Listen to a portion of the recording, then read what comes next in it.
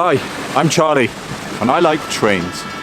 Just taking a look at the outside world here from our humble slice of paradise. Bit rough that. This week on Creatures of the Depths, we're really sending it.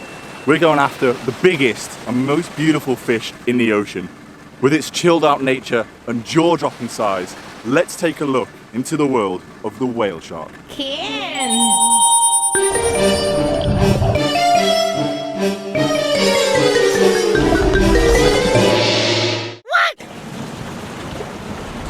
Humans have been around on this planet for 1.4 million years, but these interoceanic cowboys have been vibing on this planet for around 60 million years. So the fact that we see them as something new really shows how much we fancy ourselves as the supreme leaders of this life-filled world. First of all, one of the many asked questions is if it's a whale or a shark. Well, it's actually a shark, hence why the whale shark is the biggest fish in the sea, and the blue whale, a mammal, is the biggest animal in the sea. They can grow up to 13 metres and weigh 15 tonne, the same as 15 Fiat 500s for all you pumpkin spice latte lovers out there. Some have even been spotted absolutely smashing the 18 metre mark. Let me put that into perspective for you. It's 3 metres more than 15 and 2 metres less than 20 metres. Isn't that amazing? Wow. To get to their massive size, scientists estimate that whale sharks can be between 50 and 100 years. Now there are two ways we know about this. One is by looking at the growth rings on their spine, like you would age a tree. Now the other is to take a tissue sample and do what we call carbon dating. Scientists were able to recognise a huge spike in some radioactive molecules found in the shark. It turns out that these spikes coincided with the American atomic bomb testing that took place in the late 50s, and they can be used as a marker to measure the total lifetime of the animal. Who would have thought that we can use atomic bombs to age whale sharks? Well done, science. That's some clever stuff. Like baleen whales, whale sharks are planktivorous, meaning they eat only small planktonic animals suspended in the water column. In many ways, they are similar to manta rays, who we looked at last time, and if you haven't seen the video yet, go check it out. Their similar diet and global range means it's not uncommon to find them in the same places. They are most commonly seen in areas of rich upwellings where deeper, larger plankton come to the surface, or in channels and lagoons where the currents funnel the plankton into denser patches that the whale shark can then feed on. Their global movement patterns are still not fully understood. We do know that certain areas will have resident whale sharks that will stay within a region, while some make seasonal visits to places like Christmas Island where they'll feed on annual crab spawn. Whale sharks can be found across the globe, but exactly where we find them depends on things like their age and their sex. For example, here in South Ari Atoll, 97% of the whale shark population is males, around about 6 metres, and we've got absolutely no idea where the female equivalents are. How the hell do these animals know exactly where to go on the planet, depending on their age and their sex? Well, to be honest, we've got absolutely no idea. I have no idea! But I'm kind of glad that this seemingly simple animal has managed to outsmart us.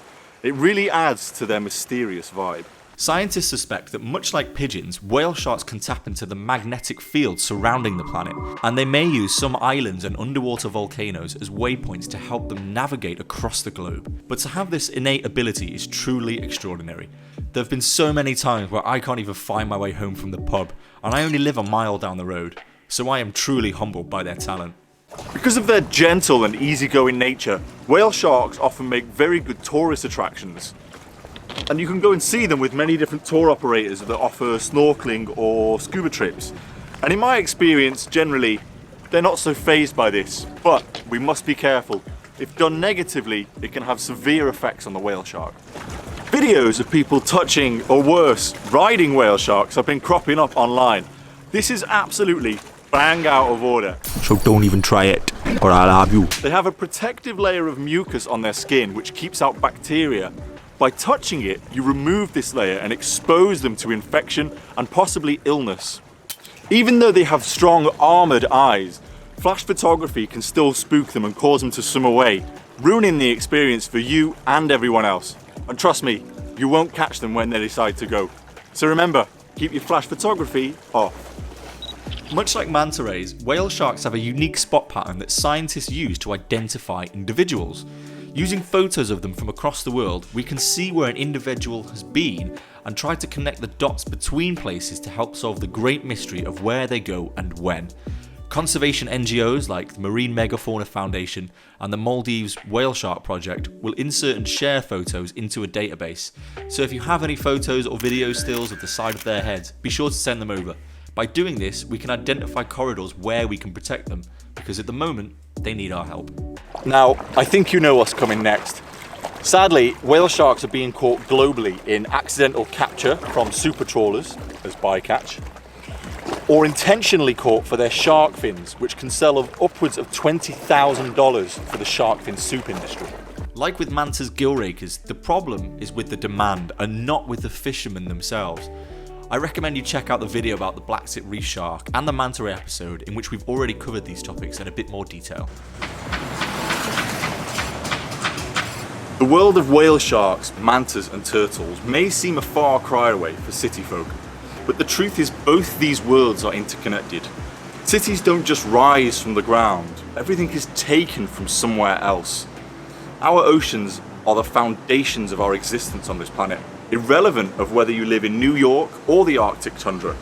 They provide the air we breathe, the food we eat, and the weather we rely on.